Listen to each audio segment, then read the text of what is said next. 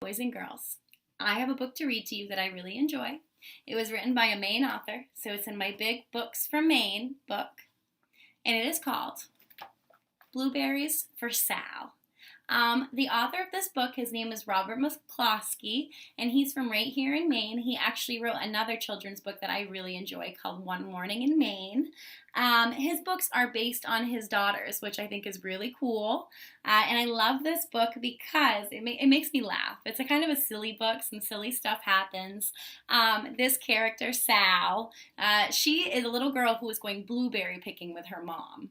And we're going to find out what happens when they go blueberry picking. It kind of reminds me of when I was little and I used to go blueberry picking. And you'll see why. Okay. Blueberries for Sal by Robert McCloskey. One day, little Sal went with her mother to Blueberry Hill to pick blueberries. Little Sal brought along her small tin pail, and her mother brought her large tin pail to put berries in. "We will take our berries home and can them," said her mother. "Then we will have food for the winter." And look right at this picture. I noticed that they're all black and white, these are, and there's not any colors in them, but you can see a lot of details still. So you can see, look, there's their car that they drove up in, and there's the little buckets that they were talking about. So that must be Mom, and that must be Sal. And ooh, if you look really, really close, you can actually see some houses down here hiding in these. So this picture is telling me that they're kind of out in the middle of nowhere, huh? They're up on a hill. Up on a blueberry hill, away from everybody else. "Then we will have food for the winter." Little Sal picked 3 berries and dropped them in her little tin pail. Ka-plunk, ka-plunk, ka-plunk. She picked 3 more berries and ate them. Then she picked 3 more berries and dropped one in the pail. Ka-plunk. And the rest she ate. Does that sound a little bit familiar now? Because I know I did that when I was Sal's age. Then little Sal ate all 4 blueberries out of the pail. So has she saved any of these blueberries yet? Nope, she's eaten all of them so far. Her mother walked slowly through the bushes, picking blueberries as she went and putting them in her pail. Little Sal struggled along behind, picking blueberries and eating every single one. Little Sal hurried ahead and dropped a blueberry in her mother's pail. It didn't sound ka-plink because the bottom of the pail was already covered with berries. She reached down inside to get her berry back. Though she really didn't mean to, she pulled out a large handful, because there were so many blueberries right up close to the one she had put in. So what did she do? Did she take just one blueberry that she dropped in? No, she dropped a blueberry in there and then she took a whole handful. I wonder what her mother might say about that. Do you think she'll like her taking her blueberries? Because they're supposed to can these for the winter. They don't have stores back then to just go and get this stuff at. Her mother stopped picking and said, "Now, Sal, you run along and pick your own berries. Mother wants to take her berries home and can them for next winter." Her mother went back to her picking, but little Sal, because her feet were tired of standing and walking, sat down in the middle of a large clump of bushes and ate blueberries.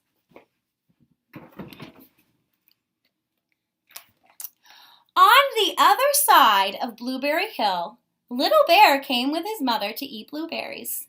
"Little Bear," she said, "eat lots of berries and grow big and fat. We must store up food for the long, cold winter." Little Bear followed behind his mother, as she walked slowly through the bushes eating berries. Little Bear stopped now and then to eat berries. Then he had to hustle along to catch up. So right now, is it just Sal and her mom on this Blueberry Hill? No. Mother Bear and her baby are on the hill too. I wonder what could happen with them both on the hill. I think we're going to find out.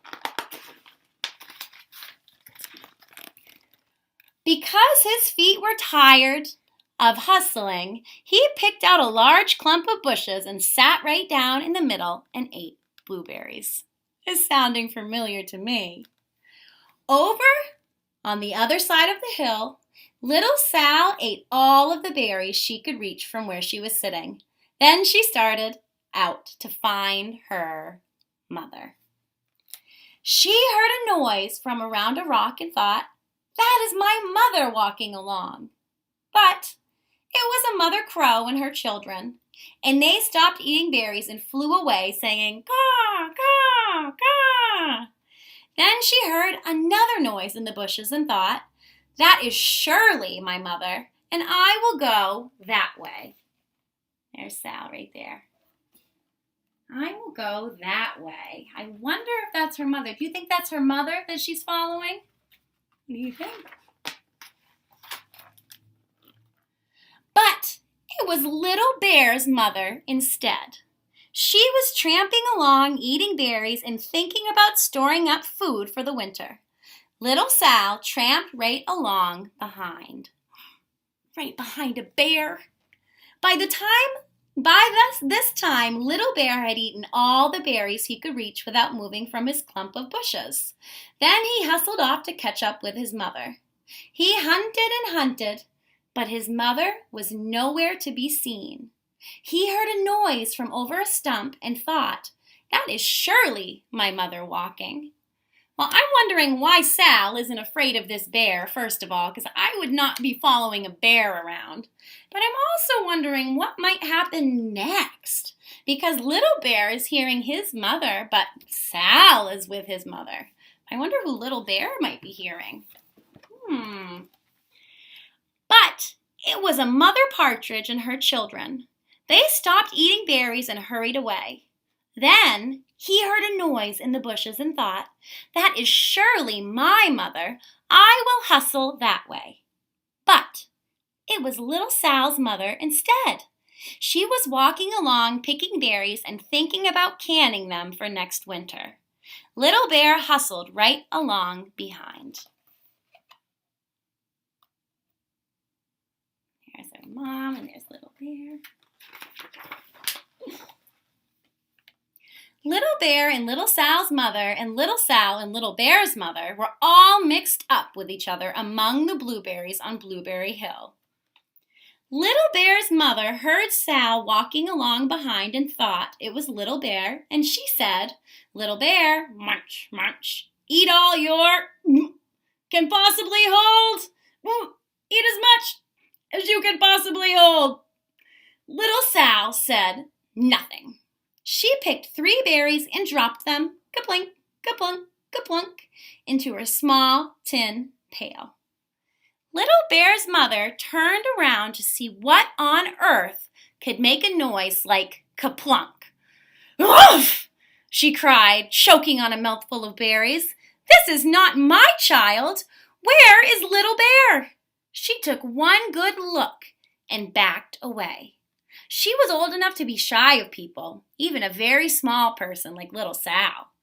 Then she turned around and walked off very fast to hunt for Little Bear. Little Sal's mother heard Little Bear tramping along behind and thought it was Little Sal. She kept right on picking and thinking about canning blueberries for next winter. But is that Sal behind her? Who is behind her right now? Little Bear. I wonder if she'll notice. I wonder.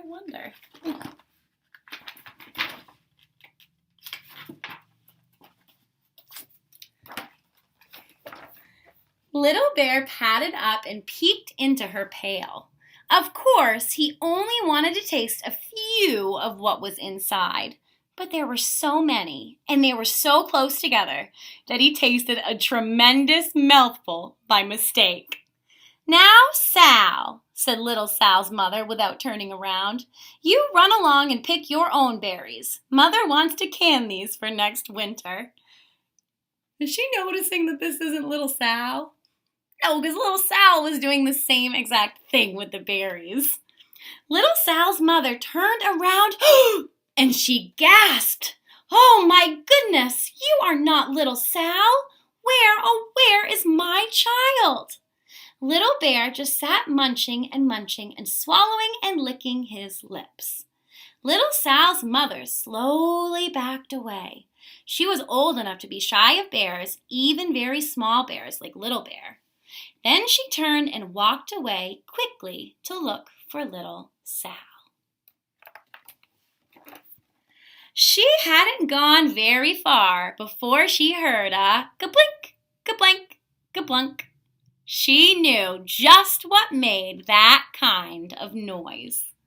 Little Bear's mother had not hunted in very long time before she heard a hustling sound that stopped now and then to munch and swallow. She knew just what made that kind of noise.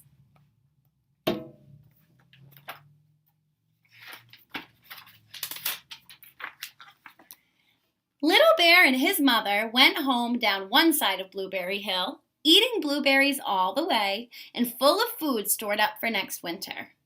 And Little Sal and her mother went down the other side of Blueberry Hill, picking berries all the way, and drove home with food to can for next winter. A whole pail of blueberries and 3 more besides. Why does it say 3 more besides, I wonder? A pail of blueberries and 3 more besides. Because how many did Little Sal actually pick and bring home? Just the 3. So Mom had the whole pail and Sal had 3 of them. So I hope you guys really like this book. I like that it's an author from Maine. I was wondering, it doesn't really say exactly what happened after the moms realized that they didn't have their babies. They didn't really say a whole lot to the Little Bear and Little Sal.